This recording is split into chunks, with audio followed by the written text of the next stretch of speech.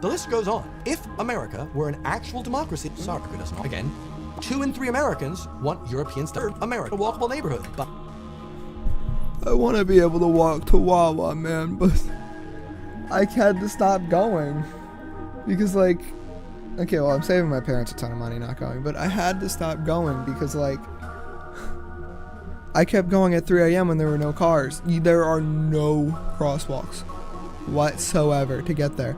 I would have to walk 2 miles pretty much to get there through crosswalks. So I have to cross pretty much a freeway.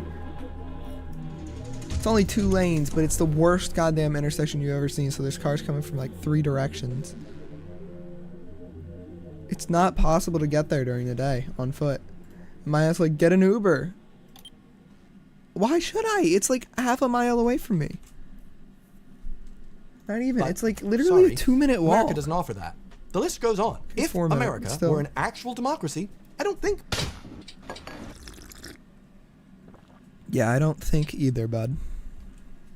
many of these people would be having romanticized views of Europe at all because they wouldn't need to. They could have everything they wanted in the country they were born and raised. And judging from the results of a recent survey showing that 52% of Americans feel that they could have a higher quality of life abroad, and that 43% of Americans think they would be happier if they moved abroad, I'd say these things are very much linked. I think this majority of Americans have seen how the US government actually operates counter to the will of the majority of the American people, and have mentally given up the idea of the US ever improving in these areas that matter a lot to them.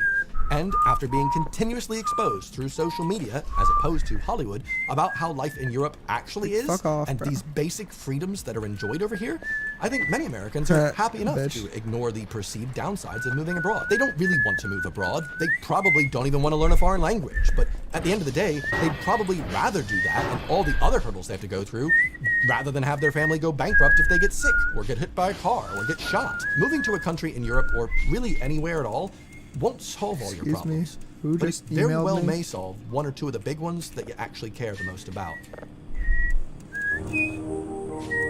At the end of the day, a lot of this just comes down to what you value in life the most.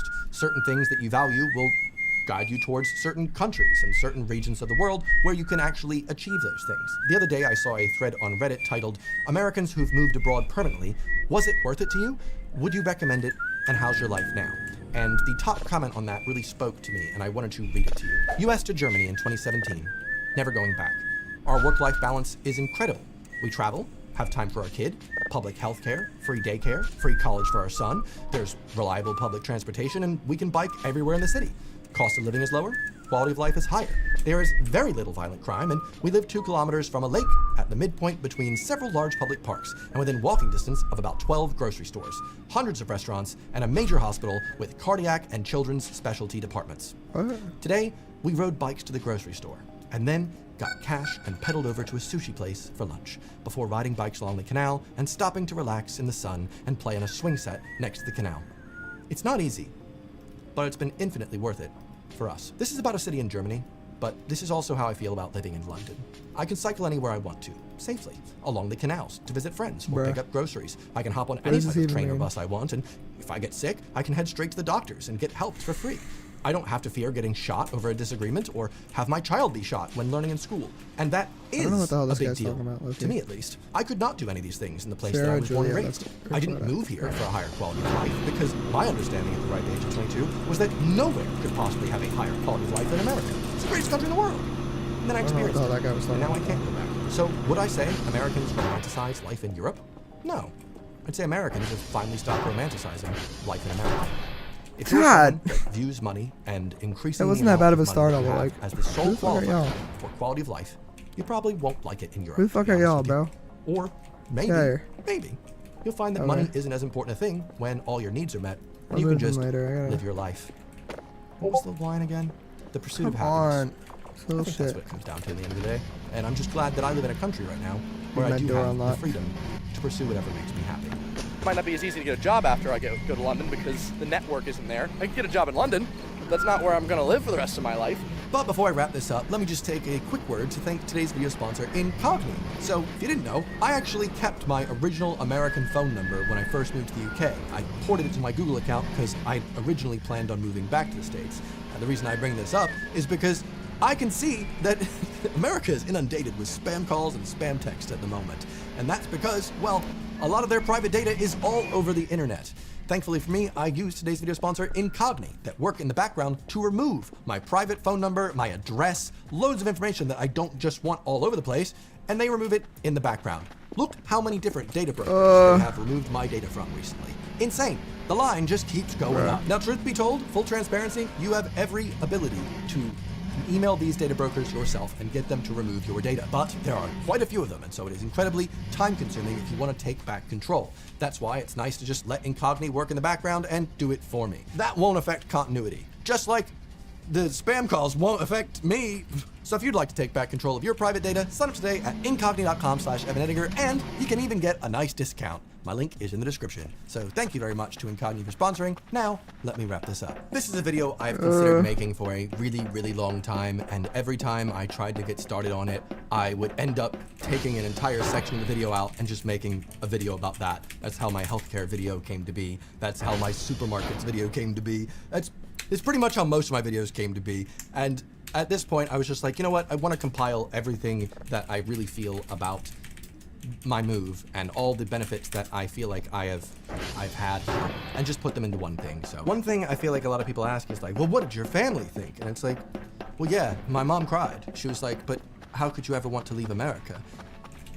And I feel like it's that mindset when you've never left America. The idea of it sounds crazy No, because I of fucking all the hate this indoctrination shit. that you've gone through. And if you've never left, you can't ever know what it's really like Bro, until you do. There's And a fucking chunk I of meat guess all what the I way can up only there. say is, I hope everybody gets a chance to either find a way of fixing the broken democratic system in the U.S. Friggin' or boar machine find a things. better life. What a nice ending! Anyway, I'll see you on my channel next Sunday. Thanks for watching. Goodbye. I don't care about GDP. I could care less. I did the American thing.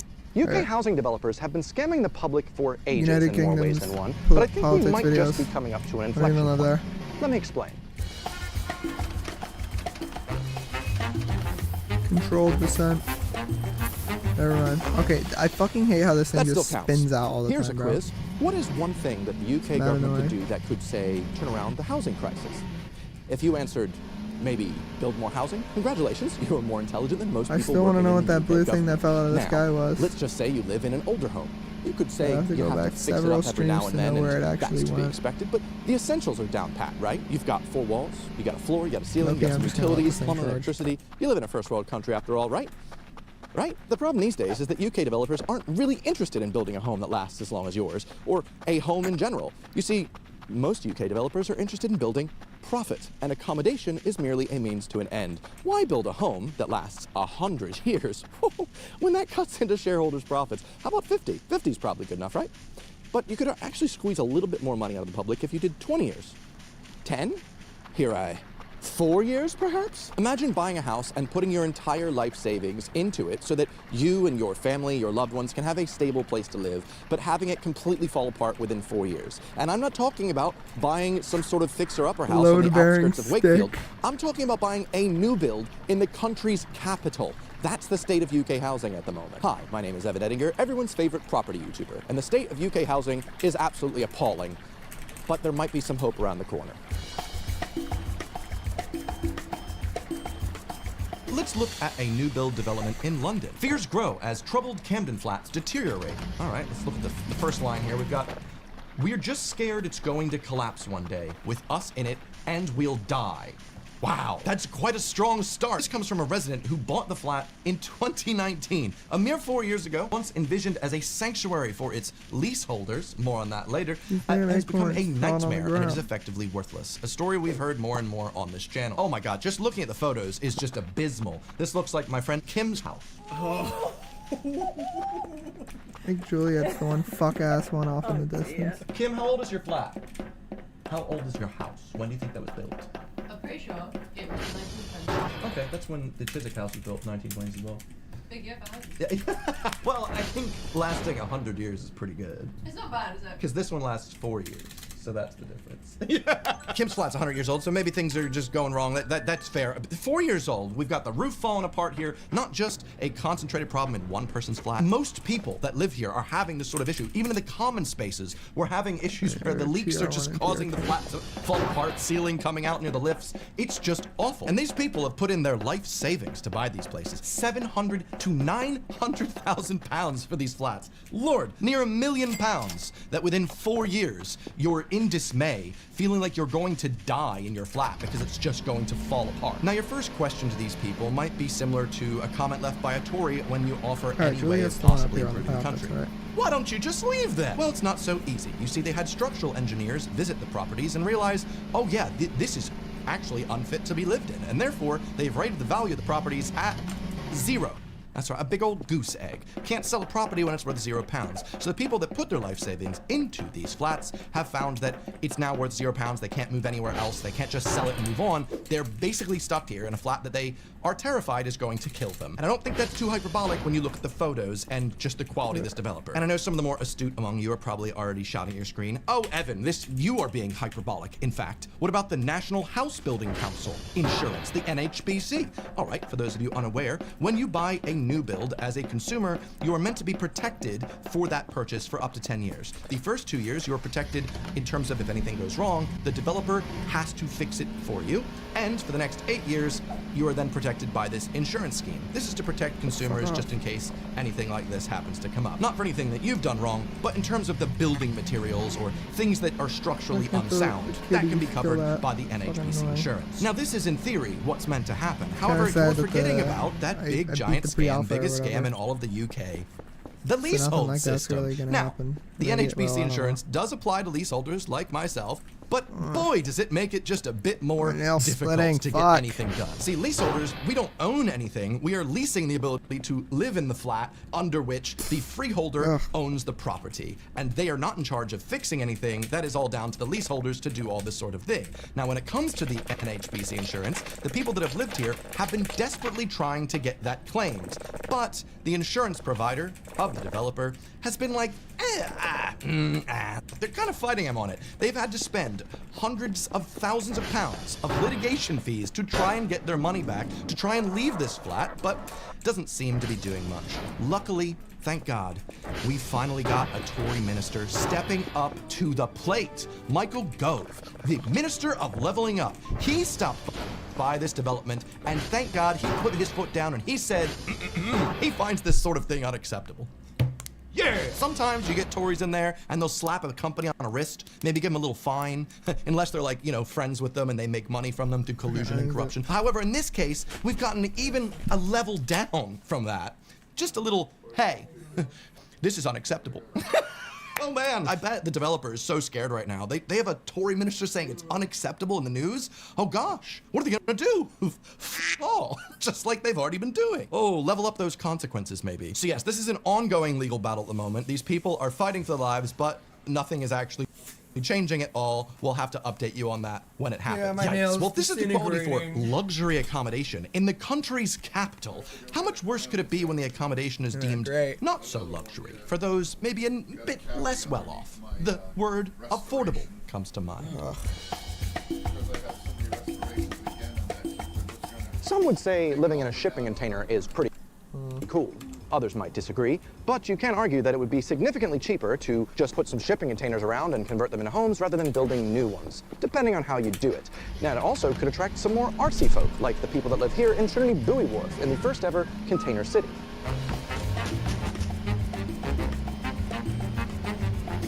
This area, for instance, has stunning views over Canary Wharf and the O2, London's only lighthouse, and a closed diner from New Jersey. That sounds all well and good on paper. Well, as long as things are kept up with. Back in West London, right next to where I used to live in Acton, well, their container village tells more of a different story. We have UK's biggest shipping container village opens up to homeless people. Oh, that sounds pretty nice.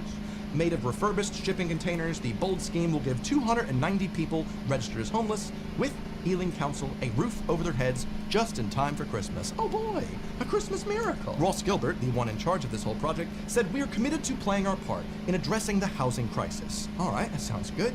We need short, medium, and long-term solutions, and Meathport is the short-term solution for emergency accommodation. He also told the Big Issue that building with shipping containers means you can build more quickly and be more flexible. All right, that does sound really useful for a developer standpoint to make more money. I don't necessarily think that's a positive for the people living there. But you know what? If it means we get more accommodation or temporary accommodation, that's a good thing, right? Except it's in this video, so let's see how it's doing now. We're now looking at 7 years on from this development meant to house the homeless temporarily. Shipping container hell. Oh, now a mum of 4 that lives at the property is quoted as saying, "I fear I will die here. This is the worst place to live in Britain," which I know that's quite a claim, but just in case you're worried, if you are from Bolton, she probably hasn't been there before, so you can still keep the crown there. But she goes on to say, "It's like living in a third world country. I'm terrified I will be killed, or my children will be killed. This is a hellhole, disgusting, third world cesspit.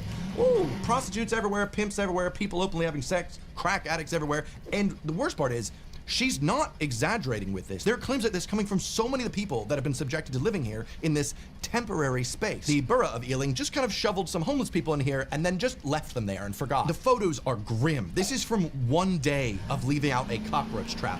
Ugh. The paint is just completely gone from the shipping containers. We've got the doors having no peepholes, so you don't have any security of knowing who's on the other side of the door, and judging from the type of people that seem to be in this area, dealing drugs and openly having sex and whatever, probably not the best. The smoke alarms don't work, which, like, at the very least, how are the smoke alarms not working?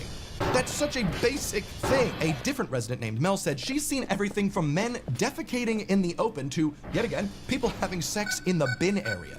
The bin area. That sounds really gross. No, sorry. The mum of 3 cannot believe that the council charges £370 a week in rent.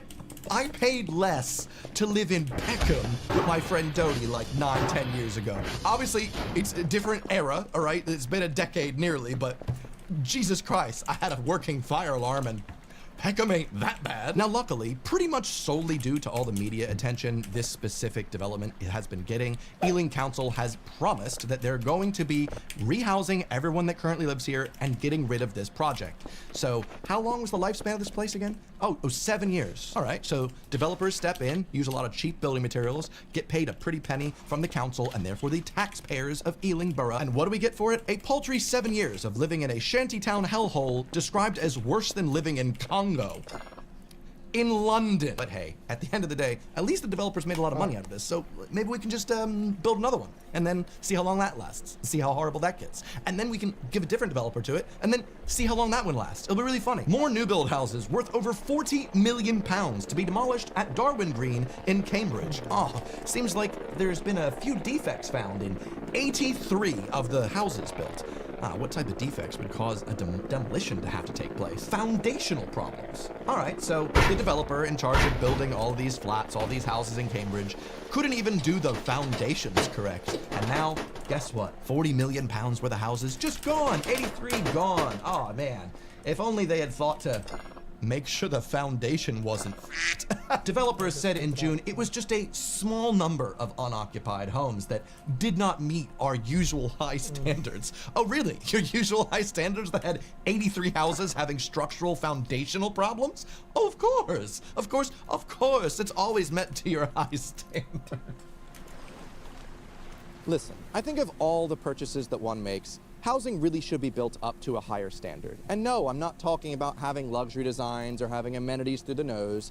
I'm just saying housing should last. I used to live in a council flat in White City Estate, and sure, you could say that the buildings look ugly and you really don't like the area. But one thing you can't say, that those houses weren't gonna last. Those things were built in the 1930s before World War II, and not only are they still standing to this day, but they provide a huge amount of accommodation and still get all the basics right. That's right, I had 4 walls, a floor, a ceiling, plumbing, electricity, all of my standard amenities. Sure, I didn't have a lift and I was on the 4th floor, but then again, I also didn't have a service charge. A luxury in this day and age. I paid $600 a month for that freaking room, and wow, I miss it a little bit.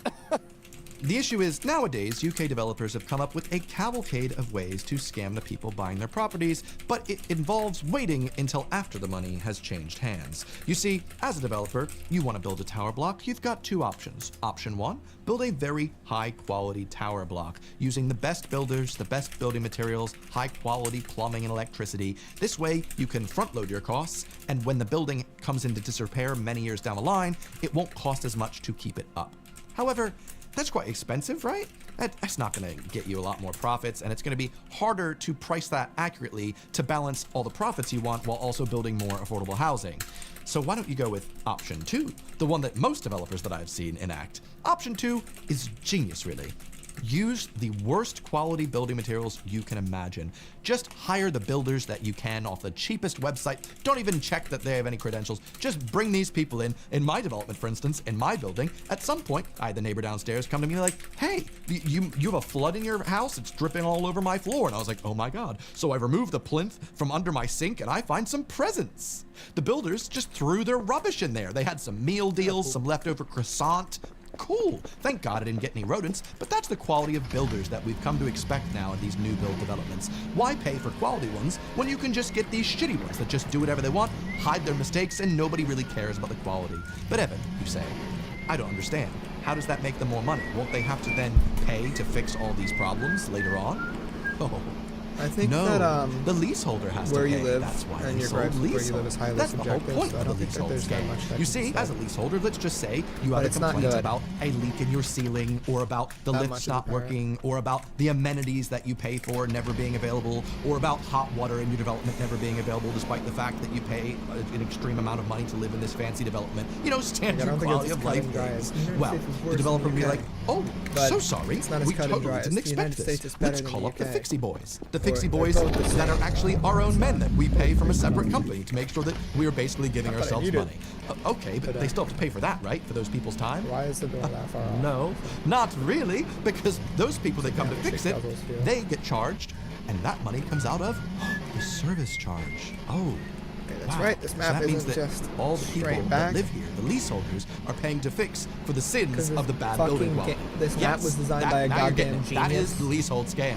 And it gets even better. Like, instead of hiring well-credentialed plumbers I and need making this. sure that the pipes of the building are Who's here? up to a good standard, just build them really bad. And then Don't when things fall in. inevitably Holy fail, shit. you can put a sign up in the main building, one of those. pushing the blame on to the people that live there. Like, hey, is this like a hotel tourist bathroom? Do you guys know how to use a toilet? Because you guys are flushing Here it is. things, and that's why we're having I'm problems. not And your gonna- service how charge high has is to this? come up. We could never have predicted this. 35. Yeah, I'll leave it Thanks, there. bubbies. Buying a property on leasehold is kind of like buying an incomplete house, and then you pay for them to complete it while you're living in it. What a fun experiment. And as a leaseholder, there's nothing you can really do about this situation because What a you just peculiar have to little keep spot. paying Oh, I these don't have my ballooning tiles on costs. me. And the developers have Yeah, no I'm gonna have to legal go and grab those repercussions for doing this because they're Those not up there. really committing any crime. So they can continue to do this, make more profits, the Just inhale leaseholder coffee. has to pay more and more money, and I think the government is complicit by allowing this to continue. Yeah, I don't know what and this this is isn't about. just an England I think I problem, need the by the way. tiles. Wales I is only have also to- having its fair share of issues, especially in its capital, Cardiff, in which loads of developers are building luxury student accommodation all over the place. Giant student blocks, what with like Nah, I individual guess they really have bathrooms those and things on rooms, you there. know, really fancy student accommodation. Except at the price that they're charging, it turns out not many students can actually afford to move there. And so the developers are like, oh, sorry guys, I think we're gonna have to change the use case for this building so that now it's kind of like luxury Airbnbs. Ah, that's really convenient. Now, you know, there's gonna be places for people to stay. And conveniently, because we originally went for student accommodation, we didn't actually have to build the minimum required threshold of affordable housing. We can just build the ones that make us lots of money. Oh, that's convenient. That actually worked. Oh, we'll just do it again. Oh, it's just tier we'll three. just do it Okay, again. whatever, dude. Oh, Cardiff is overwhelmed with luxury student tier one accommodation color that up there. I just didn't do happens that. to be changing its use case. The people that live there are quite furious because the city desperately needs more accommodation, and instead they're getting overpriced student accommodation that is just a mask. It's not My used for any fucking thing students. almost It is just used as a spins out and scheme kills to me. loophole the developers in to making even more profits and providing 0% affordable housing. Apparently And they guess need what? The another more we just 400. allow developers to do Goodbye. this and just run away with our Goodbye, money, cool the more world. they're just going to Never do it. mind. Unless we actually give them more than a slap on the wrist and go, this is unacceptable. But here's where things might change. Maybe. The topic of banning leasehold properties has been coming up in the news Yeah, I'm quite sorry, a I'm lot sorry, recently, I love which is y'all. good news, as it's probably I'm more and sorry. more apparent that the leasehold Get some scam sunlight. is just a way to bleed house buyers from their hard-earned money and a way to further enrich the ultra-wealthy housing developers. But lucky for us, our very own Michael Gove is actually working with the government to ban leasehold properties. Oh my God, he's finally doing Here I go. something, and just this December, guess what? The bill actually just passed in Parliament. The good news? Well, it did ban some of the leasehold properties. The Which one bad is news? yours? Just 1% of them. light Congratulations this to on fire. Michael Gove. He gutted his. He tried to tell the media he's working on this. He's totally sorted. They've just banned leasehold houses. Houses? I mean, as far as I was aware, the leasehold problem is pretty much a thing with apartments, with Here, I flats, don't with have my tower strange blocks. That's the device. biggest issue. What percentage of the UK So the scary ambience playing.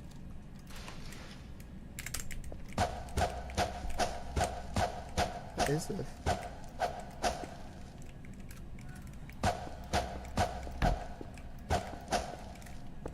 Great.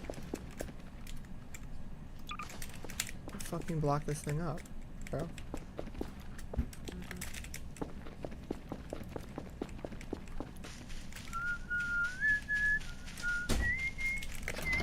Alright, guess I'm missing tomorrow's quota. Fucking hell.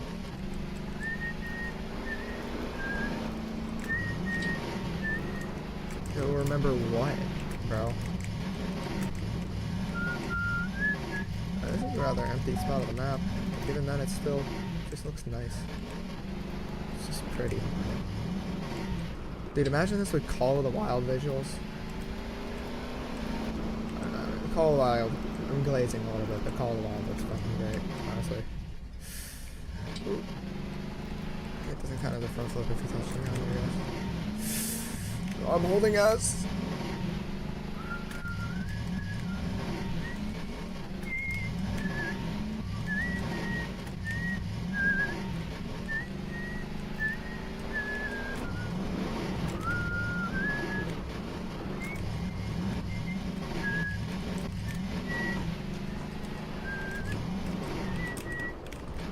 I'm pretty sure I got TR1. Oh, we're good. So I literally was just driving up there. If I didn't, it's stupid.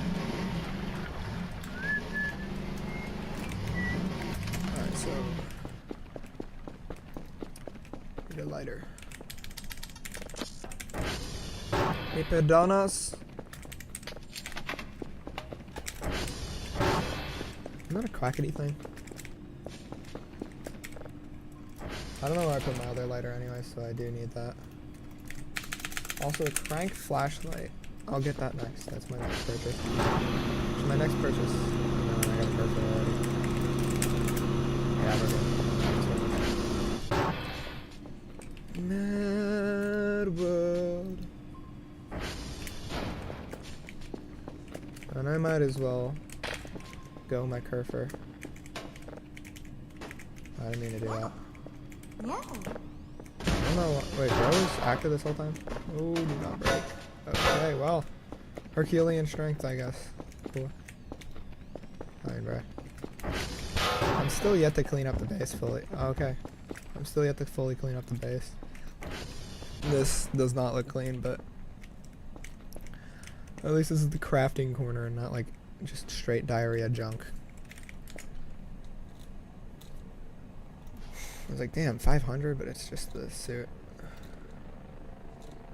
Pickaxe and the MRE stick up a little space too, but I still have a good 1,000 storage.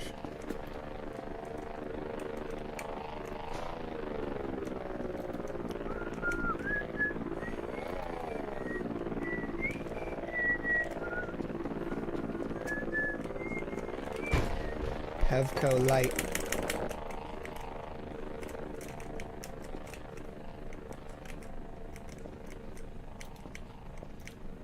Do I need, like, paper or something? What do I need to make it with? Where's my, fuel? Okay, that's empty. There's only one. Damn, it takes a lot, okay.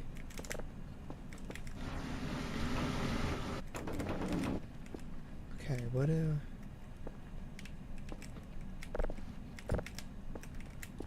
I can't think of anything other than this.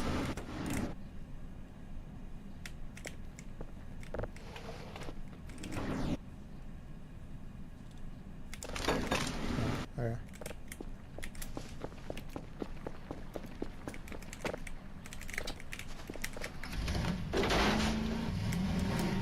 Oh, yeah, the sun's already fucking setting because I got scammed, bro. Or whatever the hell that is in the...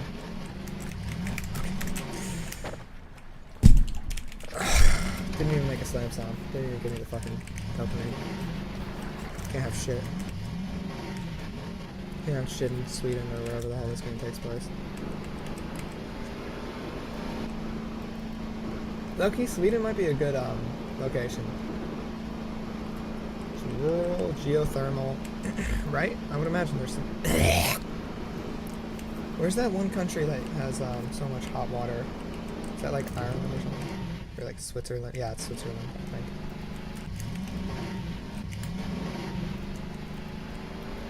So much hot water that it's basically free. And they get a shit ton of electricity from it. Or geothermal. We should really just do nuclear, dude. I don't know what the hell is up with all this lobbying bullshit. Can we just get nuclear already around here? Our electric bill should not be $450. It should be like $50 if we had fucking nuclear. Chernobyl happened like 50 fucking years ago, bro. Our safety standards have been over-tightened because of that, and now we can't have nuclear at all. For one, there needs to be a middle ground, and two, we'll never ever have a fucking reactor meltdown like that again. Even Japan's gross negligence of putting a fucking reactor on a fault line or whatever didn't render the area uninhabitable. The area is completely inhabitable now. There have been no deaths.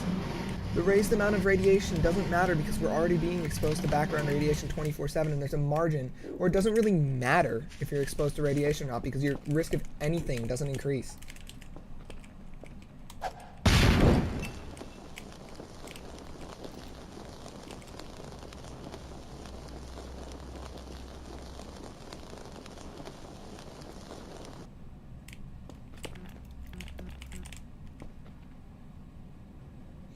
Well, I don't know what could get me through here then.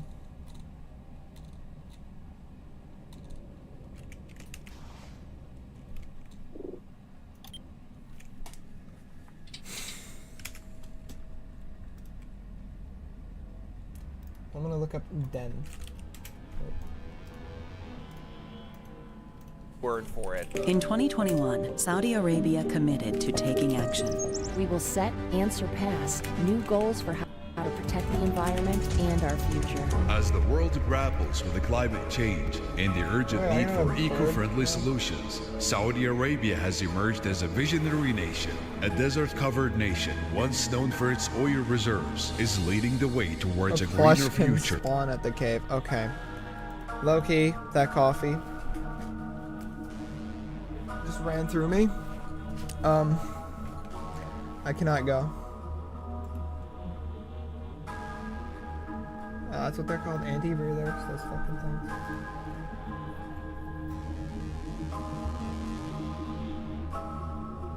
There's a wasp nest.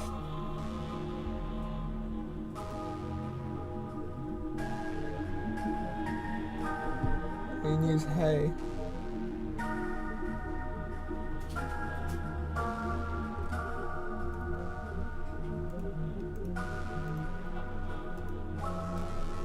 Christmas event.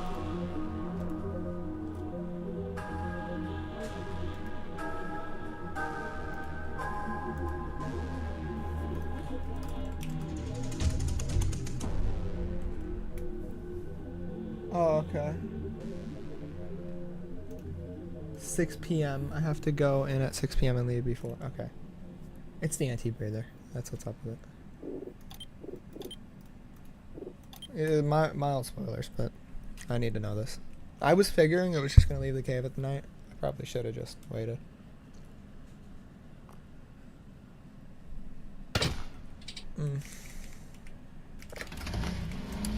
Node graph out of date, rebuilding. Brother, we're not in Gmod. I want to run out of fucking fuel going back and forth like this. Should have saved that base. Okay, I gotta poop, bro. I gotta poop. I gotta poop.